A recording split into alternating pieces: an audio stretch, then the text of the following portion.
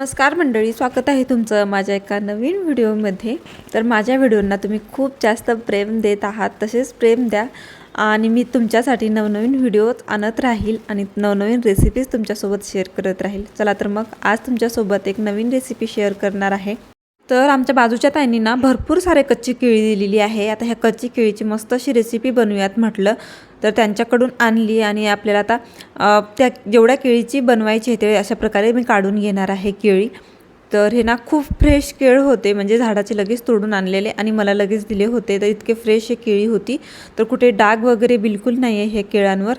आता आपल्याला ह्या केळ उकडून घ्यायचे आहे, त्याच्यासाठी कढईत मी पाणी घेतलेलं आहे आणि केळं आपल्याला कढईमध्ये अशा प्रकारे टाकायचे आहेत आणि 10 ते 15 मिनिटं छान याला उकडून घ्यायचं आहे। वाटलंच तर तुम्ही हळद मीठ घालू शकता, पण मी नाही घातलेलं, असंच आपल्याला उकडून घ्यायचं आहे।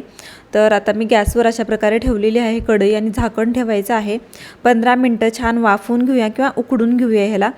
तर 15 मिनिटं झालेले आहेत, पाहू शकताय अशा प्रकारे केळ ब्लॅक झालं की मग समजायचं केळी छान उकडली आहे। आता गॅस बंद करते। आता एक एक केळ आपल्याला बाहेर काढून घ्यायचं आहे अशा प्रकारे। तर पाणी बिलकुल येता कामा नये अशा प्रकारे मी काढून घेते। तर मस्त अशी केळी उकडल्या गेली आहे आणि तेव्हाच कळतं, जेव्हा असं केळीला पाहू शकताय क्रॅक पडलेत केळाच्या साल्टला, तेव्हा समजायचं केळी छान उकडल्या गेली आहे। त्याच्यानंतर मी आता इथे पालक पण थोडीशी उकडून घेणार आहे, म्हणून त्याच कढईमध्ये पाणी घेतलेलं आहे दुसरं आणि त्याच्यानंतर पालक टाकलेली आहे आणि त्याला सुद्धा आपल्याला 4 ते 5 मिनिटं उकडून घ्यायचे। पालकाला काही जास्त वेळ लागत नाही, फक्त उकळी आली की झालं। तोपर्यंत आपण या केळीची साल काढून घेऊयात। तर पाहू शकताय लगेच साल निघून जाते, कारण उकडली गेली आहे छान केळी आणि थंडही झाली आहे आता।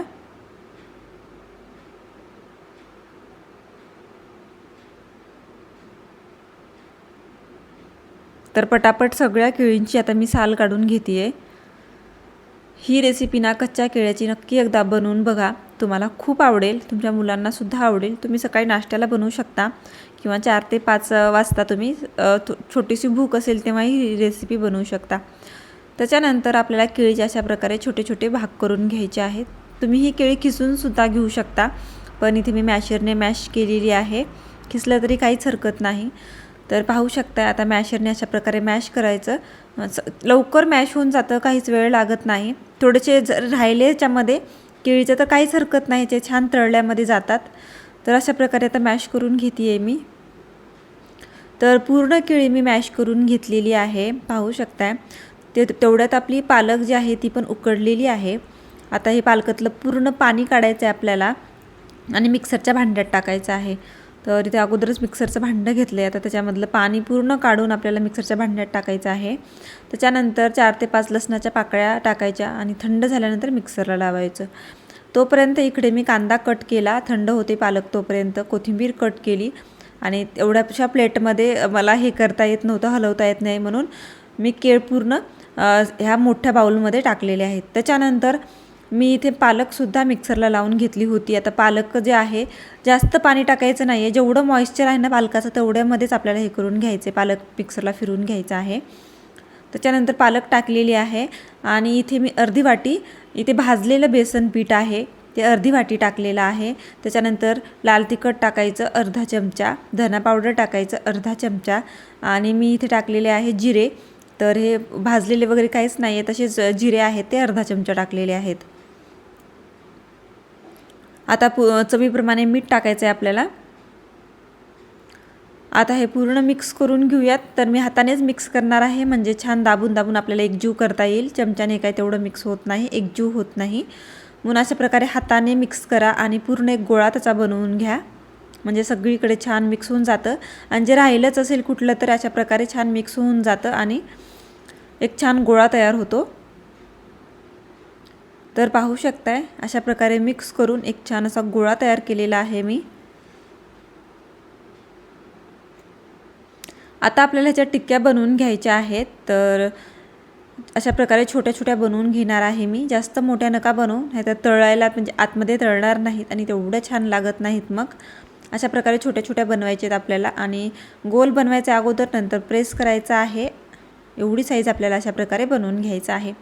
तर अशा प्रकारे मी सगळ्या पटापट बनवून घेणार आहे, काही वेळ लागत नाही याला, पटापट होतं. तुमच्याकडे जर पाहुणे वगैरे आले असतील किंवा मुलांचा बर्थडे पार्टी वगैरे असेल तेव्हा तुम्ही ही रेसिपी ना मुलांना देऊ शकता. इतकी टेस्टी लागते ना, खूप टेस्टी लागते. जर तुमच्याकडे कच्चे केळी नसेल तर तुम्ही इथे उकडलेल्या आलूचा सुद्धा वापर करू शकता, उकडलेला बटाटा टाकू शकता तुम्ही. तर पटापट सगळ्या टिक्क्या बनवून मी रेडी केलेल्या आहेत, पाहू शकता भरपूर साऱ्या झालेल्या आहेत. तर त्याच्यानंतर आपल्याला आता तेल गरम करायला ठेवायचं आहे. इथे तेल गरम करायला सुद्धा मी ठेवलं होतं. तेल मस्त गरम झालेलं आहे. गरम तेलामध्ये जास्तही आपल्याला धूर निघेपर्यंत तेल काही गरम नाही करायचे, नॉर्मल तेल गरम करायचं आहे आणि आपल्याला हे टिक्क्या टाकायच्या आहेत. तर आपली जे गॅसची फ्लेम आहे ते जास्त स्पीडमध्ये नका करू, लो टू हाय करा, म्हणजे छान असं आतून बाहेरून जे आहे क्रंचीपणा येईल आणि मस्त असं तळेल. तर पाहू शकताय सगळ्या टिक्क्या माझ्या एकदाच मावलेल्या आहेत. जर तुम्ही 2 बॅचमध्ये तळणार असाल तर 2 बॅचमध्ये तळू शकता किंवा एकदाच टाकलं तर ठीक आहे, तळून जातं. तर पाहू शकता गॅसची फ्लेम मी लो टू हाय केलेली आहे. त्याच्यानंतर आपल्याला छान अशी टिक्की तळून घ्यायची, खालून छान तळली असं वाटलं की दुसऱ्या साईडने पलटवायचं आहे आणि दुसऱ्या साईडने सुद्धा आपल्याला छान असं तळून घ्यायचं आहे.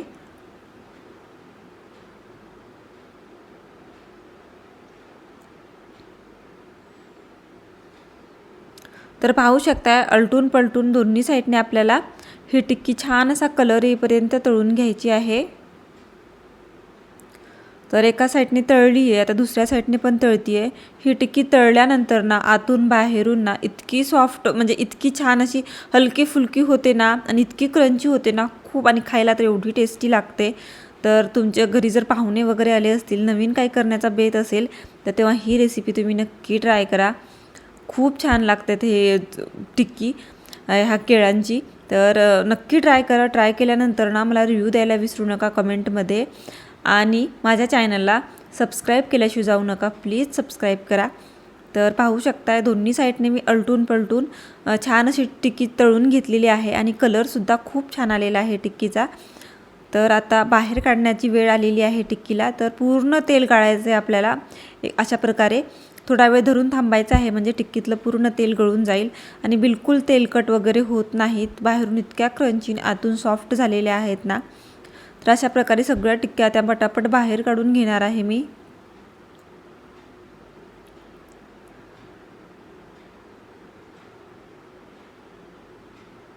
थोडंही तेल आपल्याला राहता कामा नये, अशा प्रकारे आपल्याला गाळून घ्यायचे तेल. तेलकट चांगलं नाही लागत आणि जितकं गाळलं ना तितकं चांगलंच आहे. पाहू शकताय सगळं तेल निघून गेलेलं आहे आता टिक्क्यांमधलं.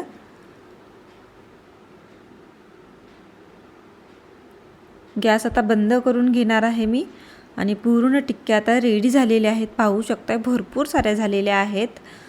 तर आता तुम्हाला दाखवते, इतक्या क्रंची झाल्या आहेत ना बाहेरून आणि आतून इतक्या सॉफ्ट झाल्या आहेत ना खूप, आणि टेस्टला म्हणाल तर एकदम बेस्ट झालेल्या आहेत. पाहू शकताय तुम्ही.